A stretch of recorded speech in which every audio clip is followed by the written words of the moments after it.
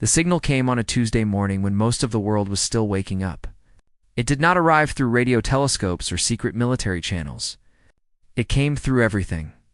Every phone, every television, every computer screen on Earth lit up at the same moment. Static filled the air for exactly 3 seconds before the voice began to speak. The voice was not human. It was deep and cold, like stones grinding together in the darkness of space. It spoke in every language at once, somehow translating itself into the native tongue of every listener. Farmers in rural China heard it in Mandarin. Children in Brazil heard it in Portuguese. Scientists in Germany heard it in German. The message was the same for everyone. Inhabitants of the third planet from star designation Sols 7829. You have been observed. You have been measured. You have been found acceptable for integration into the collective of 12. This is not a request. This is not a negotiation. You will surrender your world. You will submit to integration. You have one planetary rotation to comply. Resistance will result in extinction. This message will not repeat. Then silence. Every screen went dark. Every phone returned to normal. For a long moment, the entire planet held its breath. Far away, in a ship that orbited beyond the range of human telescopes. Ambassador Vrethkin of the Collective watched the blue planet with 4 ancient eyes. His species, the Velthari, had served as diplomats for the Collective for over 600,000 years. Vrethkin himself had witnessed the surrender of more than 200 worlds. He knew exactly what would happen next. First would come the panic. Humans would flood their streets, screaming and crying. Their governments would collapse as leaders abandoned their posts. Then would come the desperate transmissions, begging for mercy, offering anything and everything in exchange for survival. Finally, the formal surrender. Delivered by whichever leaders remained standing, the average time for complete capitulation was 6.3 hours. The longest had been 14 hours. It's from a proud warrior race called the Dranathi, who had believed themselves to be the greatest fighters in the galaxy. They had surrendered after the Collective vaporized their smallest moon as a demonstration. Vrethkin settled into his observation chair and prepared to document another routine conquest. His assistant, a younger Velthari named Kethra, monitored the scanning equipment beside him. Initial readings show elevated stress hormones across the population, Kethra reported. Heart rates increasing, adrenaline levels spiking. Classic fear response. Vrethkin nodded slowly. As expected, begin the countdown timer. I predict surrender within 8 hours. Humans are a young species. They will break quickly. On Earth, the panic Vrethkin expected did begin. People ran from their homes. Car accidents blocked major highways. Emergency services received more calls in 10 minutes than they normally handled in a month. World leaders scrambled to contact each other through secure channels that suddenly felt meaningless against the threat from the stars. But something else was happening too. Something that the Collective's scanning equipment could detect but could not understand, in a small apartment in Tokyo. A retired soldier named Hiroshi Tanaka turned off his television and walked to his closet. He pulled out his old uniform, still pressed and clean after 15 years, and laid it on his bed. He did not cry. He did not panic. He simply began to prepare. In a village in Nigeria, a grandmother named Adaz gathered her family around her. 17 children, grandchildren, and great-grandchildren filled her small home. She told them stories of her own grandmother who had survived war and famine and disease. She reminded them that their bloodline did not break easily in New York City.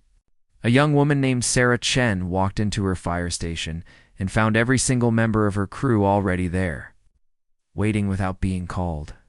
Nobody spoke. Nobody needed to. They simply checked their equipment and waited for orders. Vrethkin noticed something strange. On his instruments, after the first hour passed, "The panic is subsiding," he said, leaning forward. "That is unusual.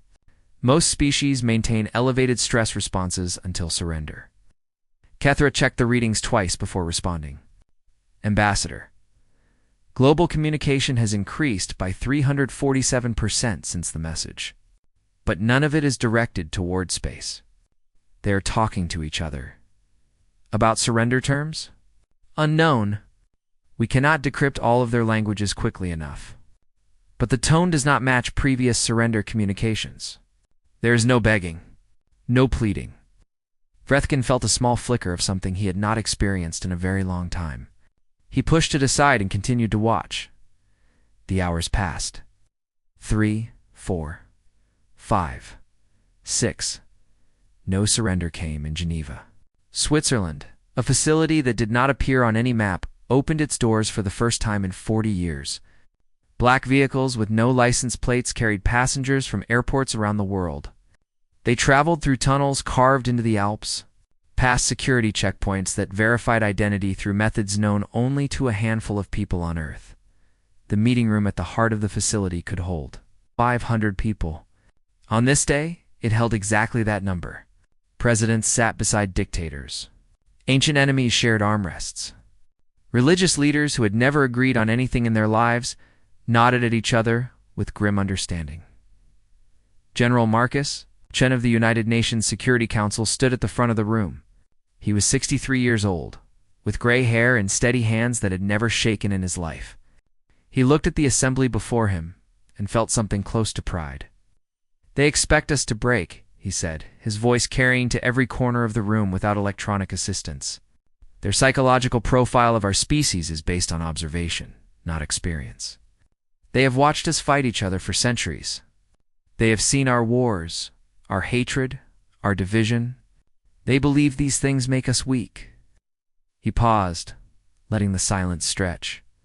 "They are wrong." In orbit, Vrethkin watched his instruments with growing concern. The 8-tower mark had passed. No surrender. The 12-hour mark approached. "Still no surrender," Ambassador Kethra said nervously. "We are detecting massive energy signatures across the planet. Facilities that appeared dormant are activating. Manufacturing output is increasing across all major nations. They are preparing to fight?" Vrethkin asked, though the question was almost unthinkable. No species had chosen to fight the collective in over 800,000 years. "I do not know what they are preparing," Kethra admitted. "But, Ambassador, there is something else. The energy readings suggest they are cooperating. All of them. Together." Vrethkin stared at the blue planet below. He had studied thousands of species. He had watched civilizations rise and fall. He knew that intelligent beings were predictable in their selfishness, their fear, their desperate desire to survive at any cost. But as the deadline passed and Earth remained silent, Vrethkin felt that flicker again. This time he recognized it for what it was. Fear, for the first time in 700 years. Ambassador Vrethkin, of the Collective of 12, did not know what would happen next. And as he watched the small blue world below him, he began to wonder if the Collective had made a terrible mistake. The humans were not surrendering. The humans were not begging. The humans were not breaking. The humans were getting ready. 3 days passed after the deadline. The Collective received no surrender. They received no communication at all. The silence from Earth was absolute. It was terrifying in a way that none of the 12 species had ever experienced. Ambassador, Vrethkin had not slept since the message was delivered. His species could survive 2 weeks without rest, but the mental strain was beginning to show. He paced the observation deck of his ship, 4 eyes fixed on the planet below, trying to understand what was happening. Report, he demanded for the 100th time. Kethra's voice was exhausted. "Global military forces are mobilizing, but not against each other. Old enemies are sharing resources. Countries that were at war last week have declared ceasefires. Ambassador, they are moving as one organism." This was impossible. Vrethkin had studied humanity for decades before recommending them for integration. They were a fractured species, divided by geography, religion, politics, and skin color.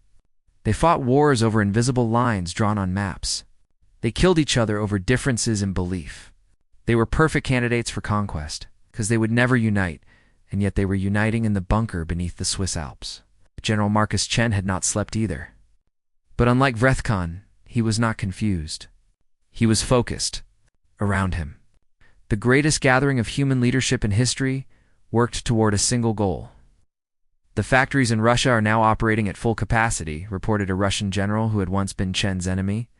We are producing at levels not seen since the Great Patriotic War. Same in China, added a Chinese official. Every manufacturing facility has been converted. Citizens are volunteering for extra shifts without pay. Chen nodded. And the projects. An American scientist stepped forward. Her name was Dr. Elena Vasquez, and she had spent 30 years working on technology that officially did not exist. The Nevada site is ready. Project Longbow will be operational within 2 weeks. The particle acceleration systems are being transported to launching facilities as we speak. What about the others? A British admiral answered. The undersea facilities are activating. Every submarine launch system is being retrofitted with the new payloads. The orbital defense platforms that were supposedly decommissioned in 2015 are coming back online. Chen allowed himself a small smile. Good. What do we know about them? The room fell silent for a moment. Then a young analyst named James Wright stood up. He was only 26 years old, but he had been studying the signal since the moment it arrived. Sir, based on the signal analysis and the language patterns, we can make several assumptions. They call themselves the Collective of 12. This suggests a coalition of 12 different species. The tone of the message indicates extreme confidence, which suggests they have never faced significant resistance. Arrogance, Chen said. Sure. Extreme arrogance. They gave us only 1 day to surrender. They did not explain what integration means. They did not offer terms. They expected us to simply submit. Chen looked around the room. They expected us to act like every other species they have encountered. They expected fear to divide us further. They expected our governments to collapse and our people to beg. He paused. They have no idea what they are dealing with. High above Earth, Vrethkin received the latest scanning report and felt his hearts freeze. Not one heart. All 4 of them. Repeat that, he demanded. Kethra's voice was barely a whisper. Nuclear arsenals worldwide are being activated. But they are not being aimed at each other. They are being modified. The trajectory suggests they are intended for space-based targets. They cannot possibly believe primitive nuclear weapons would harm our ships. No, Ambassador, but they are not stopping with nuclear weapons. We are detecting energy signatures consistent with particle acceleration technology. It's focused plasma research and something else we cannot identify. They are building weapons we have never seen before. Vrethkin sat down heavily. How is this possible? Their civilization is only 10,000 years old. They should not have this level of technology. It appears they have been hiding it, Kethra said. Or perhaps developing it in secret for exactly this situation. On Earth, the work continued without pause. In factories across the world, workers operated machinery around the clock. In laboratories, scientists shared research that had been classified for decades. Old secrets were revealed. Hidden technologies were brought into the light. In Tokyo, Hiroshi Tanaka reported to a military facility he thought he would never see again. He was not alone. Thousands of retired soldiers, sailors, and pilots answered the call. They trained the younger generation in skills that had almost been forgotten. In Nigeria, Adiz's grandson, a brilliant engineer named Chidi, flew to a secret facility in the Sahara Desert.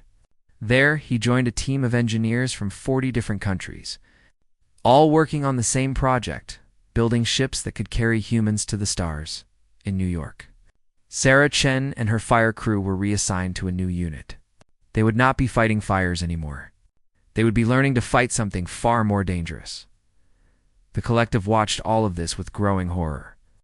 They had expected humanity to break within hours. Instead, humanity was building a war machine the likes of which the galaxy had never seen. On the 5th day, Vrethkin made a decision. He would send a second message. Not a threat this time, but a question. He needed to understand what was happening on the planet below. The message was simple. Why do you not surrender? Do you not understand what will happen if you resist? For 12 hours, there was no response. Then, finally, a transmission came from Earth. It was not from any government. It was from an elderly woman in a small village in Nigeria. Somehow, impossibly, she had accessed the communication channel. Her name was Adeus, and her words would be recorded in the collective's archives forever. "My grandmother survived the wars of her time," she said, her voice calm and steady. "My mother survived the wars of her time. I survived the wars of my time. My children and grandchildren will survive the wars of their time. We are humans. We do not surrender. We do not submit. We endure. We adapt. We overcome. You threaten us with extinction? Our ancestors faced extinction every day. They did not break. Neither will we." The transmission ended. Vrethkin stared at the communication console for a long time. Then he did something he had not done in 600 years. He began to review the collective's historical archives, searching for any species that had ever successfully resisted integration. He found none. But as he studied the blue planet below, watching the impossible cooperation unfolding across its surface, he began to wonder if humanity would be the first. The humans were not just refusing to surrender. They were preparing for war. And somewhere deep in his ancient mind, Vrethkin understood that the collective had made a terrible mistake. They had given humanity an enemy, a common enemy, an external threat that forced them to forget their differences and remember what they truly were: survivors, fighters, humans. 2 weeks after the signal arrived, humanity sent its first official response to the collective of 12. It was not a surrender. It was not a plea for mercy. It was something the collective had never received before in 3 million years of conquest. It was a warning. The data package arrived on Ambassador Vrethkin's ship at exactly midnight. Earth time. The file was massive, containing more information than the collective had gathered about humanity in 50 years of observation. At first, Vrethkin assumed it was some kind of technical attack, a virus designed to damage their systems. But when his technicians confirmed the data was clean, he began to review its contents. What he found made him wish it had been a virus. The package contained humanity's complete history, not the edited version that species usually presented to appear more civilized, not the carefully selected stories of achievement and progress. This was everything.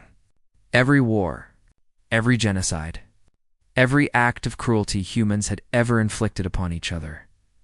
Vrethkin watched recordings of battlefields covered with bodies. He saw images of cities reduced to ash by weapons humans had built to use against themselves. He read accounts of millions starved for political purposes, of entire populations erased because of their beliefs or the color of their skin. The trenches of Verdun, where young men died by the hundreds of thousands for a few meters of mud. The atomic fire over Hiroshima, where a single bomb killed 80,000 people in seconds. The camps where humans had systematically murdered millions of their own kind. The fields where neighbors had turned on neighbors with machetes and clubs. Kethra entered the observation room and found Vrethkin frozen before the display screens, his 4 eyes wide with horror. Ambassador Kethra said quietly, "Are you well?" Vrethkin did not answer immediately. When he finally spoke, his voice was barely audible. They did this to themselves. They did all of this to themselves. And they survived. There is more, Ambassador. Vrethkin forced himself to continue watching, and what he saw next disturbed him even more than the violence. He saw the rebuilding. After every war, humans rebuilt. After every genocide, the survivors told their stories so the world would never forget. After every disaster, they helped each other rise from the ashes. Enemies who had tried to destroy each other would sign treaties and become allies within a single generation. Germany and France, nations that had slaughtered each other's young men by the millions, now stood together as partners. Japan and America, countries that had burned each other's cities, now shared technology and culture as friends. Former colonies had forgiven former empires. Ancient hatreds had been set aside for mutual benefit, but there was more. Mixed within the horror and the healing was evidence of something Vrethkin had never seen in any species. Humans ran toward danger instead of away from it. Soldiers threw themselves on explosives to save their comrades. Civilians rushed into burning buildings to rescue strangers.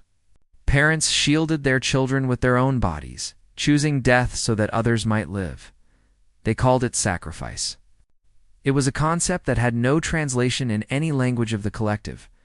Vrethkon reached the final file in the data package. It was a video recorded just hours before transmission. He pressed play with trembling fingers. The screen showed a vast crowd of humans. Not thousands, not millions, but billions. The video had been compiled from recordings made simultaneously across the entire planet. Every nation, every culture, every race and religion was represented, and they were all looking directly into the camera. They were smiling, not the smiles of the fearful, hoping for mercy. Not the smiles of the defeated, accepting their fate. These were the smiles of predators. The smiles of beings who had faced death 1,000 times and always emerged victorious. The video ended with a single message. Written in every language of Earth, "We're coming up." Vrethkon sat in silence for a very long time. On Earth, General Chen received confirmation that the data package had been delivered. He stood before the same assembly that had gathered 2 weeks earlier, but the atmosphere was different now. Before, there had been fear hidden beneath determination. Now, there was only cold resolve. "They know who we are now," Chen said. "They know what we have done to ourselves, and they know what we are capable of doing to others." Dr. Vasquez stepped forward. "Project Longbow is operational. The first orbital strikes can be launched within 2 hours of authorization." A Russian general nodded. "Our space fleet is ready. 37 vessels armed with weapons that did not exist 1 month ago." "The same from China," added a Chinese admiral. 42 ships. "Our engineers have outdone themselves."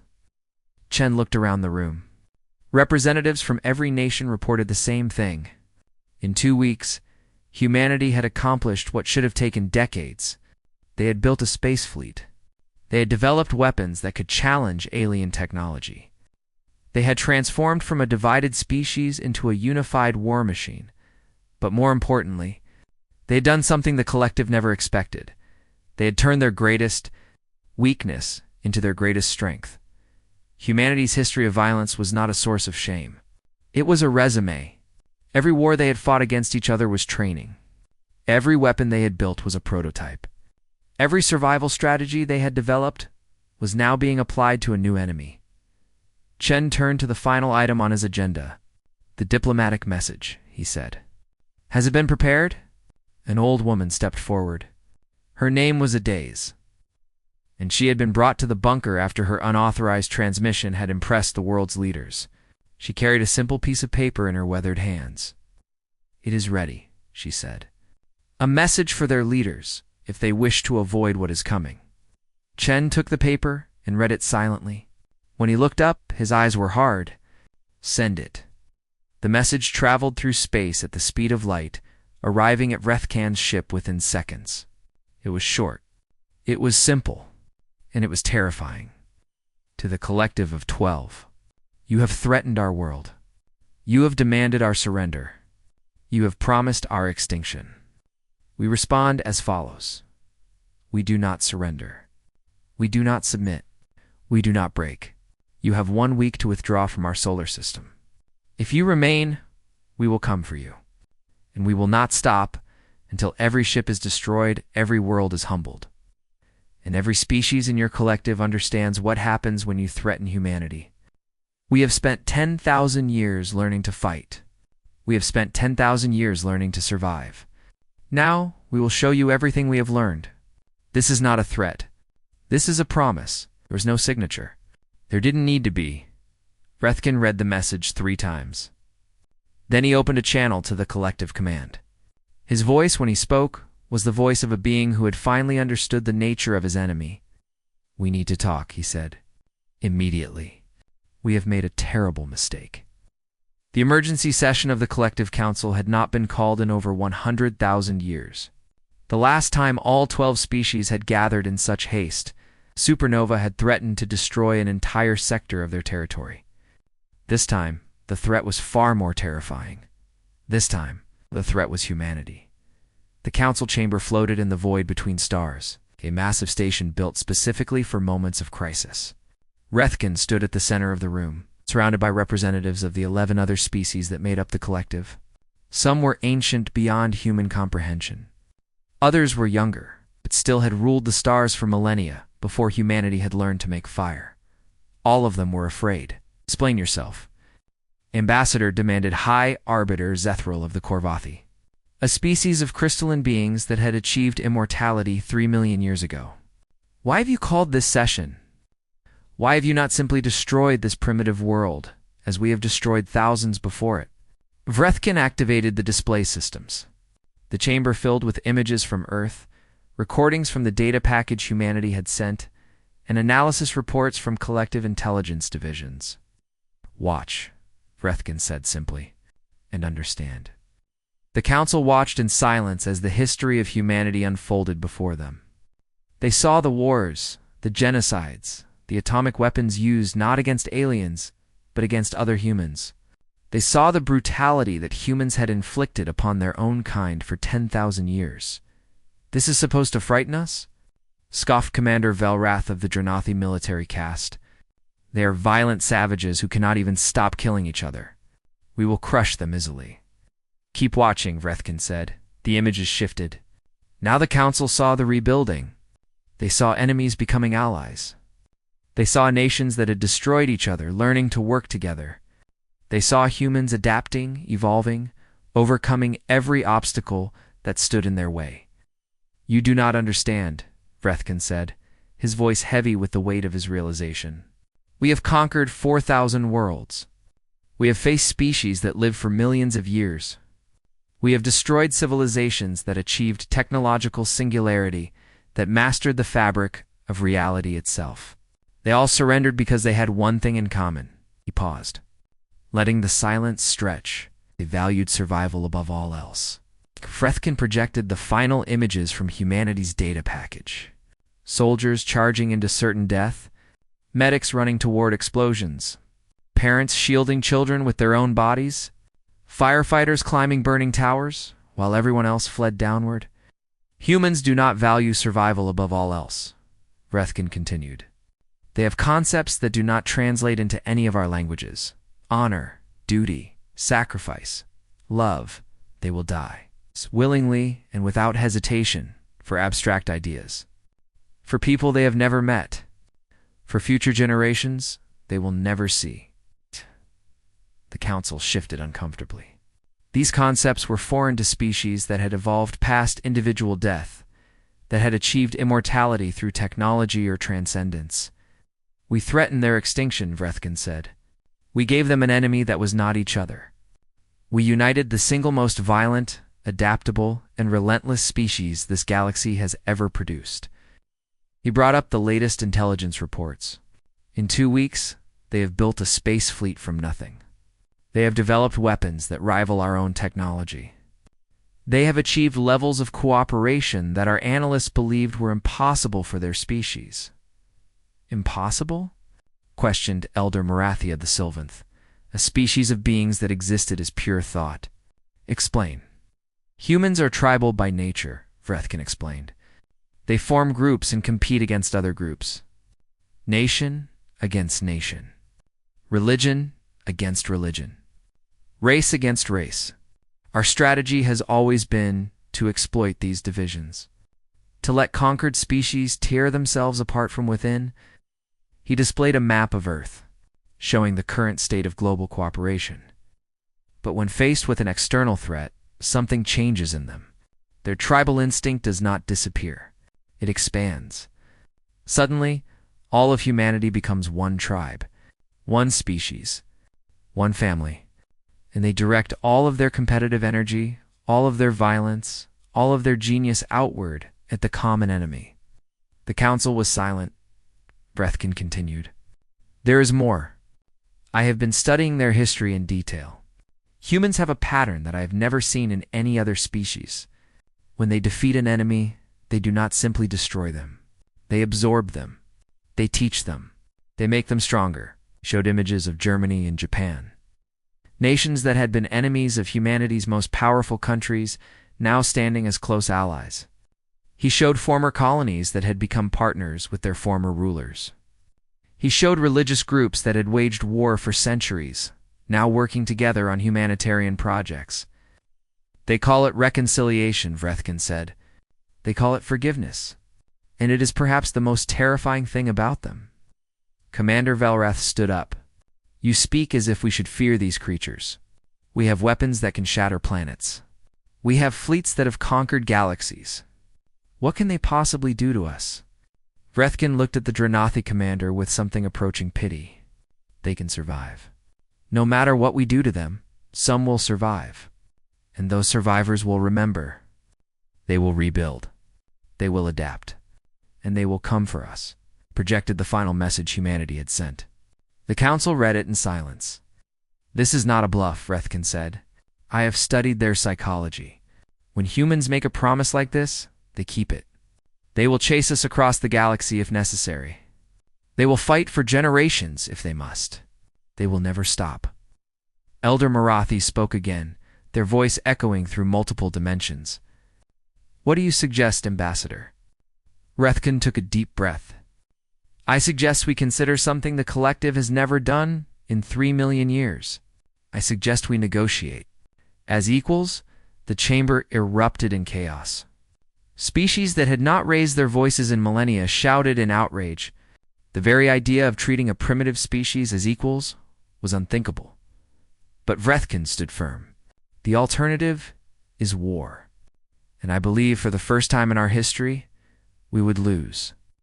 High Arbiter Zethrel raised a crystalline hand for silence. You truly believe these humans could defeat us? Vrethkin considered his answer carefully. I believe they would never stop trying. I believe that even if we destroyed their world, survivors would scatter across the galaxy. They would hide. They would grow. And one day, perhaps centuries from now, they would return. And they would remember what we did. He paused. But more importantly, I believe that if we approach them differently, they could become the greatest allies the collective has ever known. Their capacity for destruction is matched only by their capacity for creation. Their violence is matched by their compassion. Their hatred is matched by their love. The council fell silent, considering his words. Far away, on the blue planet called Earth, humanity continued to prepare. Ships were built. Weapons were tested. Soldiers were trained. A species that had spent 10,000 years fighting itself was now directing all of that energy toward a single purpose. They did not know what the collective would decide. They did not care. They were ready for war. They were ready for peace. They were ready for anything, because that is what humans do. They prepare. They adapt. They overcome, and they never, ever surrender. 1 year had passed since the signal arrived on Earth. The world had changed in ways that no one could have imagined. Old borders still existed on maps, but they meant nothing anymore. Humanity had become one people, united by a common purpose and a common enemy. The first fleet launched from Earth on a Tuesday morning, exactly 1 year after the collective had threatened to destroy them. Over 3,000 ships rose from facilities across the planet, their engines blazing like stars against the blue sky. Children watched from schoolyards. Families gathered on rooftops. The entire world held its breath as humanity took its first steps toward the stars. General Chen stood on the bridge of the flagship, Unity. He was 64 years old now, his hair completely gray, his eyes carrying the weight of a year of impossible work.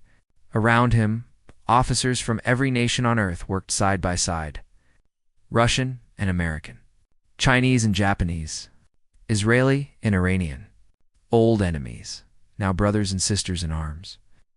Status report, Chen ordered. All ships reporting ready. General, replied Commander Sarah Chen, who had risen from firefighter to fleet officer in the span of a year. The fleet is prepared for whatever comes next. Chen nodded. Set course for the outer boundary. It's time to meet our guests. The human fleet moved through space in perfect formation. Behind them, Earth grew smaller and smaller until it was just a blue dot against the endless black. Ahead of them, lay the unknown. The collective armada was waiting at the edge of the solar system. 4,000 ships, each one capable of destroying a planet, ranged in a formation that had intimidated civilizations for 3 million years. Ambassador Vrethkin observed from his command vessel as the human fleet approached. "They are smaller than ours," Commander Velrath observed. "Their weapons appear primitive by our standards. We could destroy them in moments. Could we?"